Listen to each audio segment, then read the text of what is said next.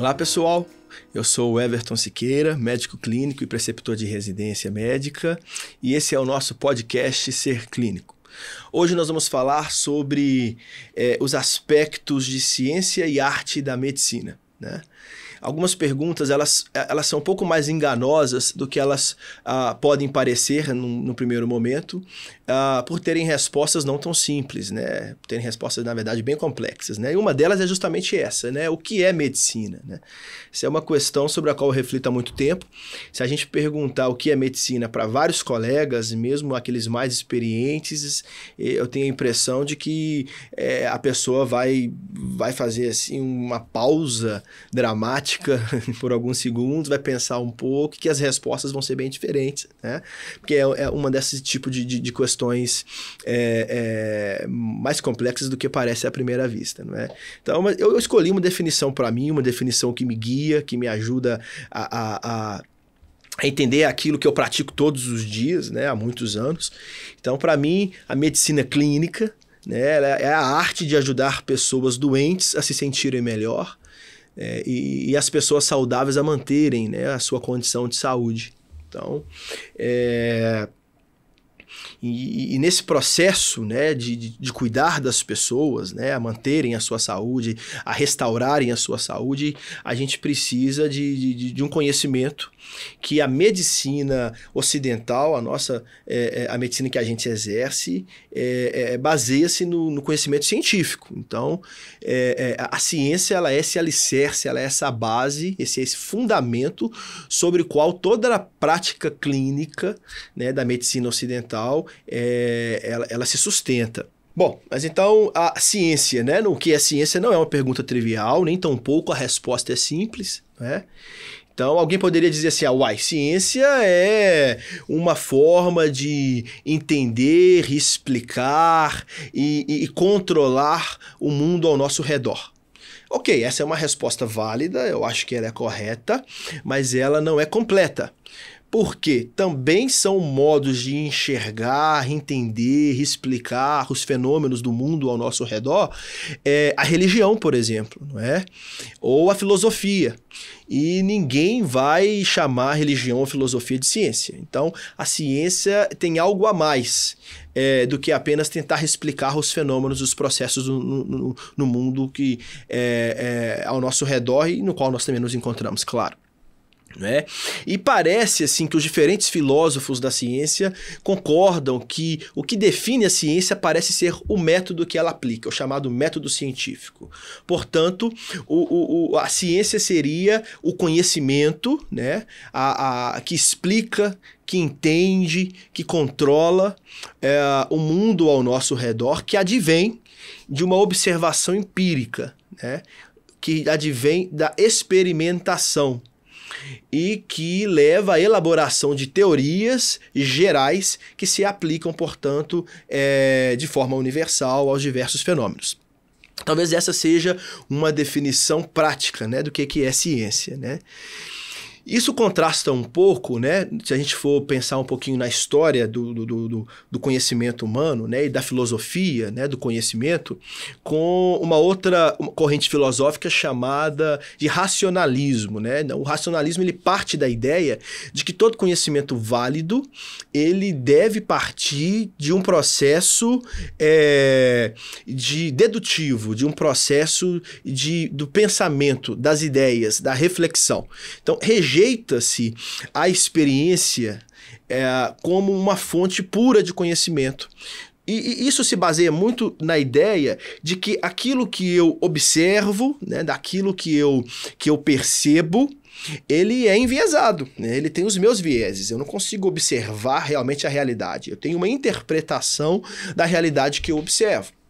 Não é como se nós enxergássemos a realidade através de lentes, né? Porque nós somos míopes, e de acordo com a lente que a gente escolhe para ver essa realidade, eu vou ter uma percepção diferente. Então essa é a ideia dos racionalistas, né? A gente não consegue chegar à verdade pela observação, porque a nossa capacidade de observação é limitada, né? Eu gosto muito de uma metáfora, né? De vários cegos que são levados para conhecer um elefante pela primeira vez, né? Então, Um chega e apalpa a pata do elefante, né? O outro já pega na tromba do elefante, o outro pega a cauda do elefante, né? E quando eles depois se encontram, eles se reúnem para falar sobre a experiência que tiveram com o elefante, um fala: um elefante para mim é como se fosse um tronco de uma árvore, né? Uma árvore bem alta, uma árvore larga. O outro fala assim: não é. Para mim, o elefante, ele parece mais uma mangueira longa. E o outro fala: vocês dois estão enganados. O elefante parece mais como uma vassoura, né? Que tem uma extremidade ali felpuda, né? E um cabo. Ou seja, a experiência de cada um, né, levou a conclusões bem diversas. O grande representante, talvez, do racionalismo, né, foi o próprio René Descartes, mas outros nomes proeminentes, como Spinoza, por exemplo, rejeitam esse conhecimento a partir da experiência. Mas uma outra corrente, que é justamente a empirista, entende que se eu não consigo experimentar ou comprovar a ideia, né, se ela não tem um lastro na realidade, né, ela é apenas uma ideia. Ela pode não ser algo verdadeiro. Então eles falam que a fonte do conhecimento, na verdade, ela vem através da observação, da experimentação e da experiência, né? Da própria experiência. Porque as ideias seriam muito mais um produto das experiências do indivíduo e não inatas, não teriam nascido com eles. Então, grandes representantes do empirismo Hume, David Hume e o Locke, por exemplo. E a ciência, ela entra nesse esteio, nessa ideia de que o conhecimento científico ele é aquele obtido através da experiência, seja através de uma simples observação, né, como por exemplo a astronomia. A astronomia é muito difícil fazer experimento em astronomia. A gente apenas observa os eventos que acontecem no espaço, porque são grandes demais, distantes demais para nossa intervenção, ou seja, por experimentação, né? A experimentação, ela consiste em criar ambientes controlados com determinadas variáveis envolvidas para se testar algumas ideias, e esses resultados levam à geração de teorias que, por sua vez, são testadas e verificadas para se fortalecer ou para, muitas vezes, serem descartadas. Então, essa é a ideia da ciência, não é? E a medicina, ela se baseia no conhecimento obtido pela ciência, ou seja, eu posso ter ideias muito interessantes de que talvez, e que fazem muito sentido, de que talvez uma vitamina determinada pode aumentar a imunidade, ou que determinado medicamento ele poderia combater determinado micro-organismo, mas a medicina, justamente por ter essa fundação científica, precisa de que essas ideias, essas hipóteses sejam testadas, sejam verificadas antes da gente submeter os indivíduos a determinada recomendação ou a um tratamento X ou Y, não é? Então a ciência, sim, ela é esse fundamento, ela é esse guia, essa bússola que deve guiar as nossas atitudes. Porque muitas ideias que muitas pessoas tiveram ao longo da história, elas se mostraram, na verdade, ineficazes ou até danosas quando colocadas em prática. Então não se basta ter uma ideia, essa ideia precisa ser verificada às vezes em mais de uma circunstância e situação, até que ela gere o conhecimento e que eu seja autorizado a recomendar para o meu paciente. Então a gente não deve indicar para o paciente qualquer coisa que a gente acha ou que faça sentido, né? Mas aquilo que foi verificado, aquilo que foi testado. Bom, mas essa é uma das dimensões, a dimensão ciência. Existe uma outra dimensão na prática clínica, na medicina, que é a arte, né? De cuidar de pessoas. O foco da medicina não é a doença. O foco da medicina é o doente. Quem se preocupa com a doença é a ciência médica, as diversas ciências médicas, né? O médico, o clínico, ele está com foco no indivíduo que está sofrendo. Não é? Então, no indivíduo, na pessoa individual, a doença, que é algo objetivo, ela se manifesta, na verdade, como um produto muito mais complexo de sentimentos diversos, de ideias, de valores, de interpretações, e tem consequências reais, né? Limitações físicas, incapacidade de trabalho, impacto financeiro, impacto nos relacionamentos, na autoestima, emocional. A doença, ela vai ganhar uma conotação dentro de uma pessoa e trazer consequências diferentes e experiências diferentes. Então, o foco do clínico, ele é no doente. E aí que entra a arte, porque é preciso, nesse emaranhado de sentimentos, de ideias, de interpretações, de emoções, de medo, ansiedade, angústia, frustração, obter os dados objetivos que levam ao diagnóstico da doença, mas ao mesmo tempo me permite conhecer quem é o indivíduo que sofre, até para guiar quais são as minhas intervenções mais eficazes para trazer alívio e para trazer consolo para aquele indivíduo, né? Muitas vezes você pode até curar a doença e você não cura o doente, né? Porque não explica, porque não desmistifica as ideias que tem acerca daquele processo. Então, o foco do clínico sempre vai ser a pessoa, vai ser o indivíduo. Se por um lado a ciência ela está muito preocupada com os processos fenomenológicos, com populacionais, com foco no grupo, naquilo que acontece em média em determinadas circunstâncias com determinada população, né? O aspecto de arte da medicina consiste em focar no indivíduo e não no grupo, não no aspecto populacional. Não é? A ciência ela tem uma ênfase nos aspectos biológicos, mas a arte da medicina ela tem uma ênfase no relacionamento com o paciente, com o indivíduo.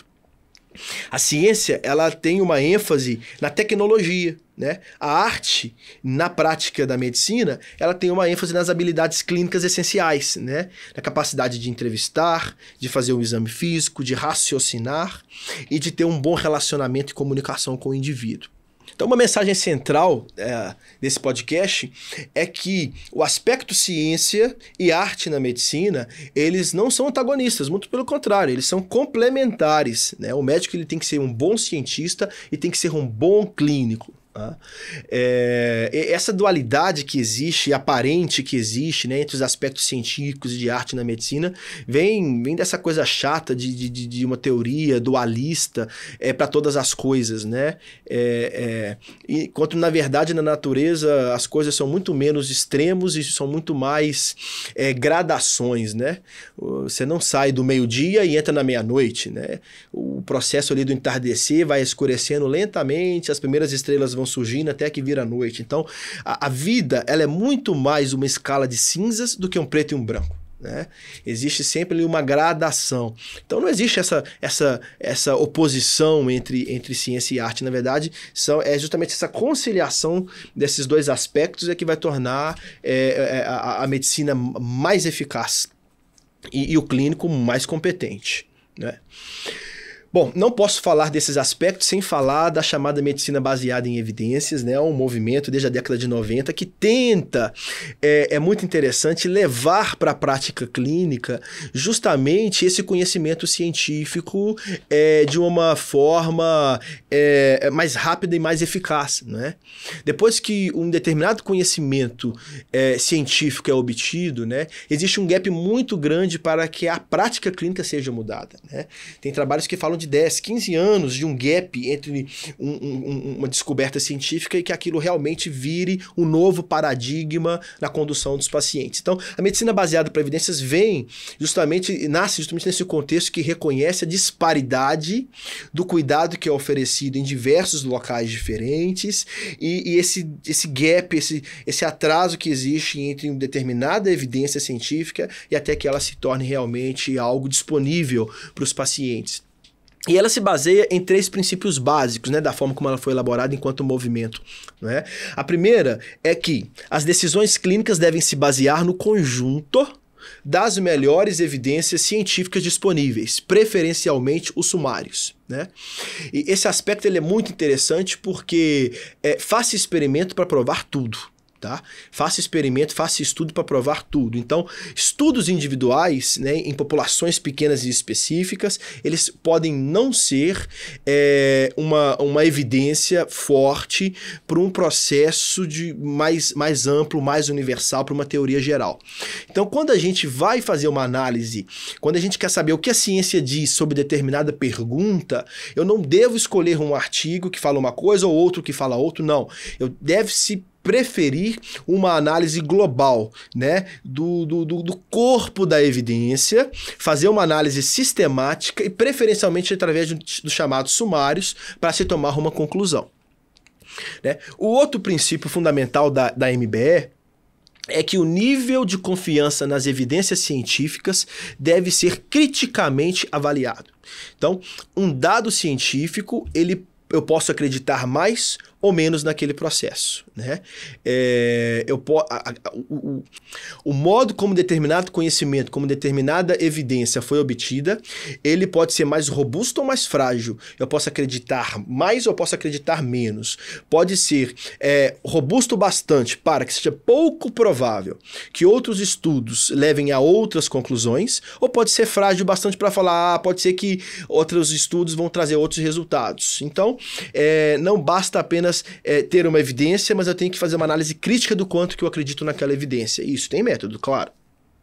E por último, um outro aspecto que eu quero dar mais ênfase nele é de que as evidências sozinhas nunca são suficientes para a tomada de decisão. Devem-se considerar os riscos, os custos, as alternativas, os valores e as preferências do paciente. Aqui me parece ser a conciliação da ciência e a arte. Né? Porque a ciência ela pode ter as suas conclusões, ela pode ter as suas evidências, ela pode ter os seus enunciados sobre o que parece ser verdadeiro para um grande número de indivíduos na maior parte das circunstâncias, mas quando eu lido com um indivíduo, eu lido com uma pessoa que tem autonomia, que tem ideias, que tem preferências e que ele pode escolher não tomar determinado caminho para si, por conta daquilo que ele acredita, daquilo que ele, da forma como ele consegue existir, não é? Então, essa é a mensagem que eu queria deixar hoje, de que uma boa medicina, ela se baseia numa ciência sólida, numa prática científica sólida, mas ela precisa ir mais, né? Ela precisa ir além. A ciência moderna ela data do século XVI, né? E medicina ela é uma arte muito mais antiga, desde que existem pessoas, existem doenças, existe dor, existe sofrimento, e existiram indivíduos que dedicaram seu mistério, sua vida para estudar, para cuidar dessas pessoas, para oferecer alternativas, né? Na medicina moderna a gente considera como um marco, talvez Hipócrates na Grécia Antiga, né? Como chamado pai da medicina, que tentou sistematizar o conhecimento, tentou ensinar aquilo para os seus discípulos e exercer uma prática médica nesse sentido. Então, portanto, muito mais antigo do que a ciência moderna, né? A ciência é um alicerce, mas o bom médico, o bom clínico, a boa medicina precisa conseguir decifrar, precisa conseguir levar essa ciência efetivamente para um indivíduo que sofre, para um indivíduo que está doente, através desse relacionamento, dessas habilidades, dessa arte clínica, que é de tornar disponível esse conhecimento para que de fato seja um alívio para o paciente, não é? É isso, espero que tenha sido útil, que nós possamos desenvolver essas habilidades sempre baseadas nesse estudo das melhores evidências científicas. Espero contar também com vocês aqui nos próximos episódios. Muito obrigado.